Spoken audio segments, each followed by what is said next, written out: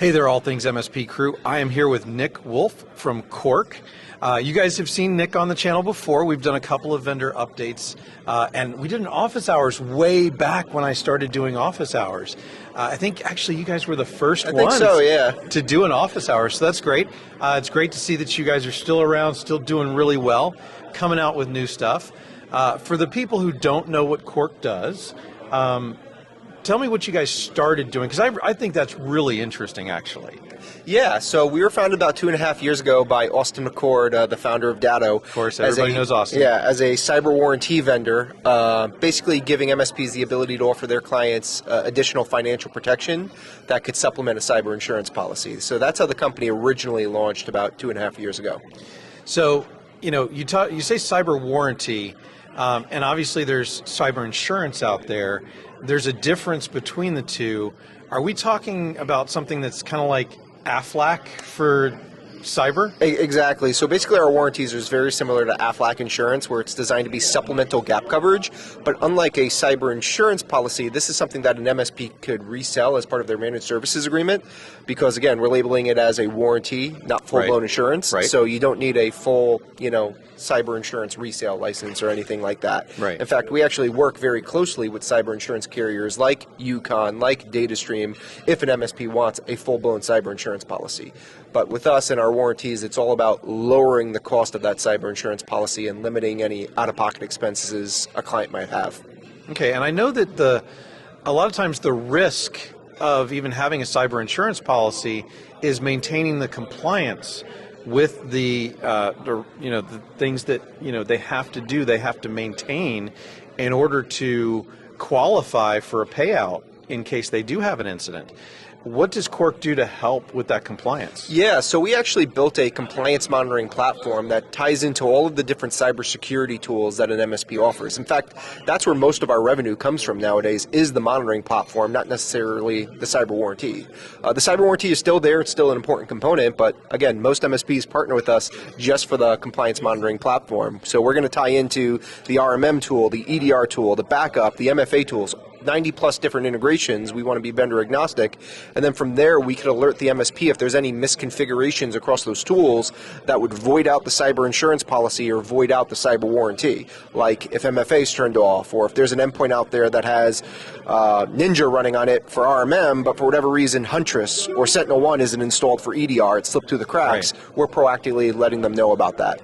And that is really important in terms of, because with an RMM, it's kind of the fox watching the hen house, right? You don't want the same tool that's trying to do the compliance be the one monitoring the compliance. So it's always better to have that extra pair of eyes, or automation in this case, looking at what's going on to make sure everything's right. And that's the other way that you know that if something does go off kilter, that you guys are going to be able to respond, fix it quickly, and become back into compliance before it's a problem. Yep, it's really designed to be the extra set of eyes and ears for MSPs, because right now MSPs have technicians that get onboarded and offboarded. They have customers that get onboarded and offboarded. They have half a dozen security tools in their tech stack, if not more, so there's a lot of moving parts. And I deal with MSPs all the time that admit that, hey, we're a well-buttoned MSP, we got a smooth running operation, but of the 300 MSPs we've onboarded in the last year and a half, there's always something that we find. There's always an endpoint that got missed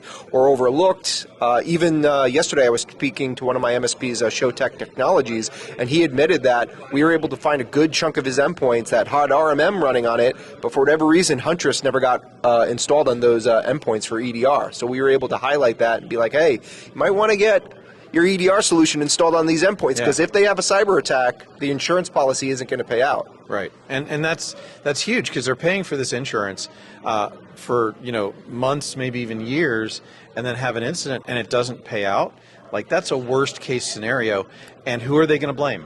They're going to blame the MSP. Yeah. We take a lot of blame, some for the right reasons, some for the wrong reasons, but in this case, I don't think you steer clear of this one. Yeah, that's one of the downsides of cyber insurance is that a lot of the ways you get coverage with cyber insurance is by filling out that questionnaire. Do you have MFA turned on? Yes or no? Check that box. Is EDR installed? Yes or no? Check that box. But there's really no validation of that. Correct. Hopefully MSPs are involved in those conversations, but sometimes a client just might be saying yes, yes, yes on the questionnaire just to get a policy. Correct. But they're ultimately paying money on a policy that's never going to pay out if those questions aren't filled out correctly.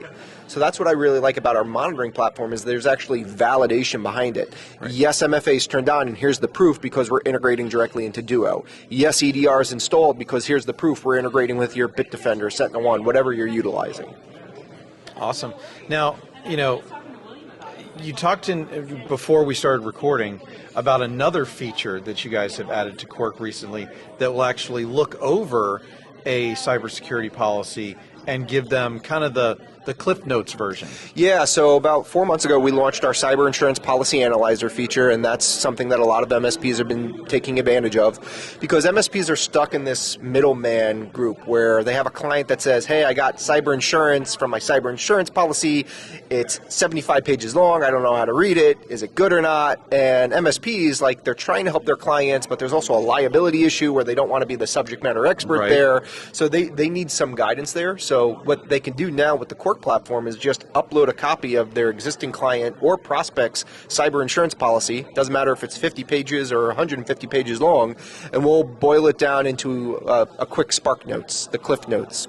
Key bullet points of these are the advantages of the policy, these are some of the risks and blind spots of the policy, where there's low sublimits or no coverage whatsoever, and then have a little box at the bottom that says, here's where Cork Cyber Warranty will be able to help supplement this policy. Again, acting like the AFLAC, covering some areas where the normal cyber insurance policy might not necessarily cover it. Yeah, and I think that's a great selling tool actually for an MSP who's trying to get more into this, trying to really get rid of the risk for their clients and mediate it as much as they can ahead of time.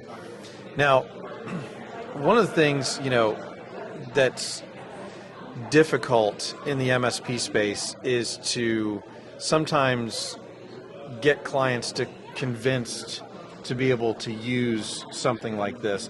Insurance is sometimes a hard sell anyway, but I think there are a couple of things that really stand out. And one of the things that I want to mention is, if I remember correctly, you guys have like a preloaded Visa card or something that when they have an incident gives them access to instant cash to be able to help right now. Is that still the case? Exactly. So with our cyber warranties, it's more limited scope of coverage, only $500,000, right, but it's designed to pay out faster in a matter of days.